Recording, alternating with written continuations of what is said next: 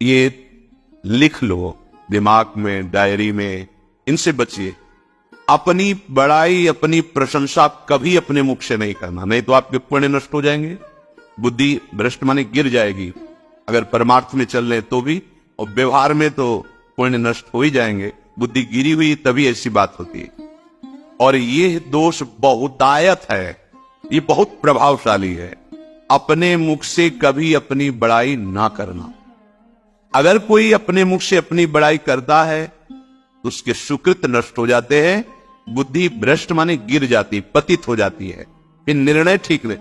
अगर हमारा सारथी, हमारा ड्राइवर मूड हो तो कहीं भी हमको गिरा देगा, तो वो बुद्धि भ्रष्ट मतलब गिर जाती है, निर्णय करने लायक नहीं रहती। अपनी प्रशंसा अपने मुख से करना। दूसरा, लोलुपता, ये वृत्ति नहीं होनी चाहिए। धर्म से चलेंगे, धर्म के द्वारा जो हमें प्राप्त होगा उसी से हम अपना भरण पोषण करेंगे। आपके बच्चे स्वस्थ होंगे, बुद्धिमान होंगे, परिवार में बहुत सुख और शांति होगी, भले दीपक की तरह जलो, बहुत काल तक रहेगी। लक्ष्मी जी भी आपके घर में बहुत काल, हम ये नहीं कहते कि बहुत नहीं, जितनी है बहुत सुख शांति से चलोगे। अगर लोलुपता करोगे, हिंसा, छल कपट, व्यभिचार, चोरी, ऐसे धन आ जाए, वो आएगा, लेकिन वो हाइलोजन की तरह आएगा, एकदम प्रकाश और फ्यूज, बिल्कुल अंधकार करके जाएगा। देख लेना, तुम्हारे जो सुख के हेतु है, तुम्हारा शरीर, तुम्हारे बच्चे, तुम्हारी पत्नी, तुम्हारा परिवार, उसको देख के तुम रात दिन जलोगे बिना आग के। ऐसे उनके आचरण होंगे, ऐसे उनके अंग होंगे, ऐसे उनके दिमाग होंगे, ऐसा उनका व्यवहार होगा। ये लोलुपता अगर उपासक में या किसी में है तो उसको नष्ट कर, सावधान। तीसरा, यदि आपका अपमान होता है तो आपको उसे सहन करना होगा, उससे आपके पाप नष्ट हो जाएंगे। जो तनिक सा भी अपमान होने पर बहुत क्रोध करके दूसरे का अपकार करने लगता है, ये आपका पतन करा देगा, ये आपको फंसा देगा, हृदय जलेगा, अर्थव्यवस्था नष्ट होगी, पूरा परिवार दुखी होगा। जरा सा अपमान की संभावना में आप किसी से भी भिड़ गए, किसी से भी, वो ये प्रवृत्ति आपका पतन कर देगी। उपासक में तो अपमान सहना अमृत है, नीचा अपमानम शुदा, पर व्यवहार में भी ज्यादा उत्तेजित मत होइएगा। ये तो कुछ मिनट की बात है, अगर आपने उसे मारा पीटा, रिपोर्ट हुई कानून की, ओ फंसते चले जाओगे, अर्थ जाएगा, समय जाएगा, चिंतन जाएगा, बहुत तरह से हानि हो जाएगी। अगर आप सह गए तो आपका सहना उसके लिए आग बन जाएगा। उमा क्षमा सापा होते भारी, तुम्हें दंड देने की जरूरत नहीं, उसका एक कर्म ही उसे दंड दे देगा। आप शांत हो जाइए, आप सत्संगी हैं, आप शांत रहिए। चौथा, निरंतर क्रोध और उसका चिंतन। बैठे बैठे बस द्वेषियों का चिंतन ही हो रहा है, अंदर क्रोध का चिंतन और द्वेषियों का चिंतन ही हो रहा है। द्वेष भरी बातें, द्वेष भरे क्रियाएं, उन्हीं का चिंतन करके जलते रहना क्रोध से।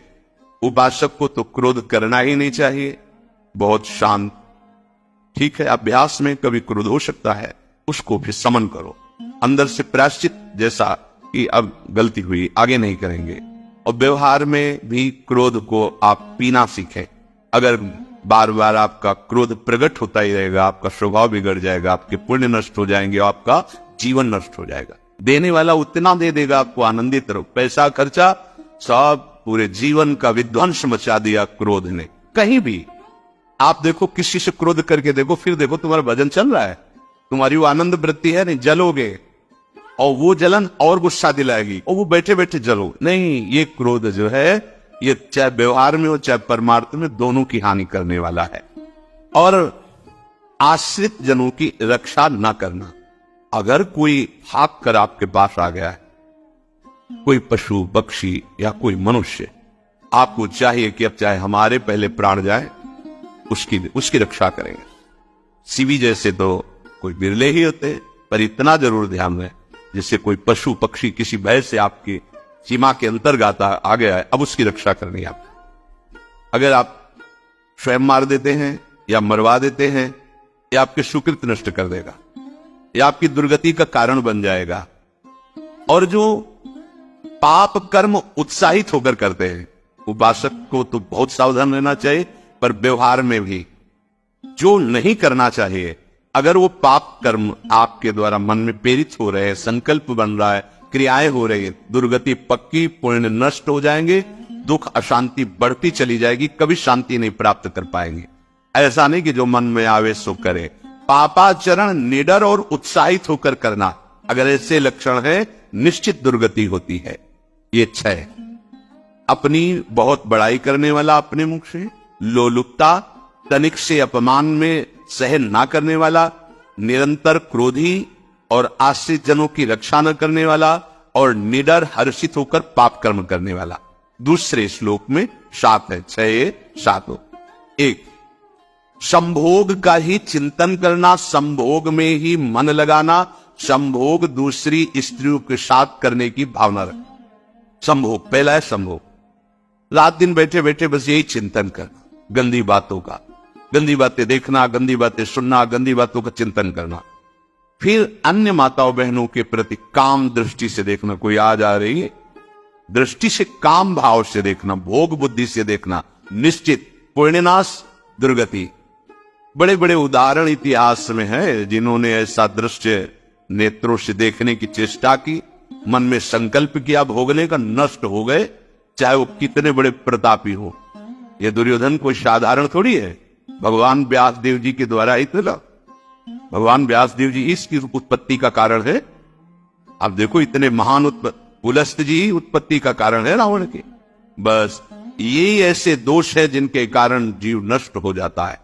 ठीक है, धर्मयुक्त काम भगवान ने आदेश किया है, आपका पाणिक ग्रहण संस्कार हो गया है, संतानोत्पत्ति की भावना से कुछ पवित्र तिथियों का त्याग करते हुए चर्चा में हुई है।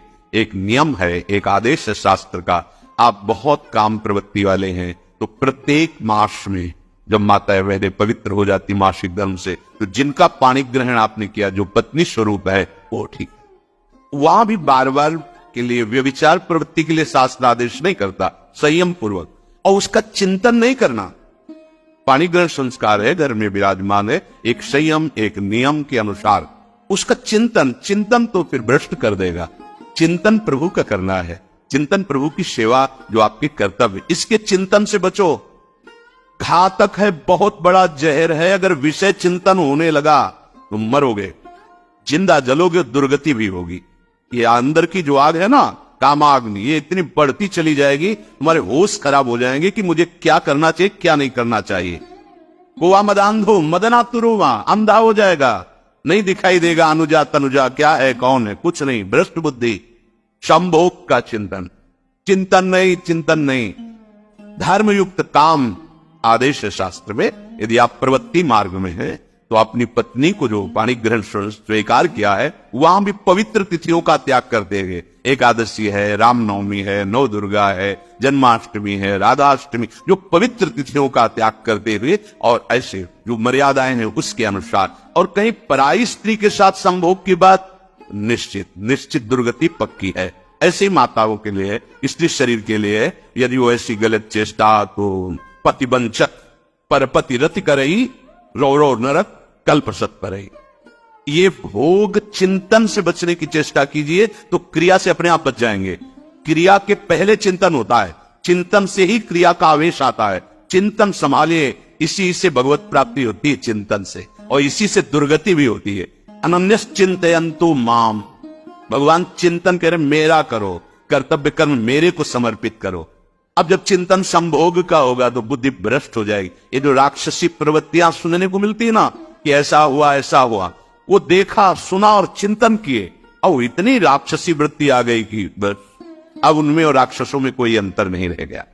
दूसरा, विषमता रखने वाला, सबके साथ बर्ताव ऐसा कि मैं बहुत श्रेष्ठ हूं और दूसरे सब नहीं है। सब व्यवहार सब भगवत स्वरूप है, समान व्यवहार। जैसे आपके भोजन है, जो आप पा रहे वही सबको दीजिए। बैठने की व्यवस्था, उठने की व्यवस्था, क्रम बाय क्रम, पर उसको भी नीच भाव से मत देखिए। उस कोटि का उसको प्यार दीजिए, दुलार दीजिए, सम्मान दीजिए।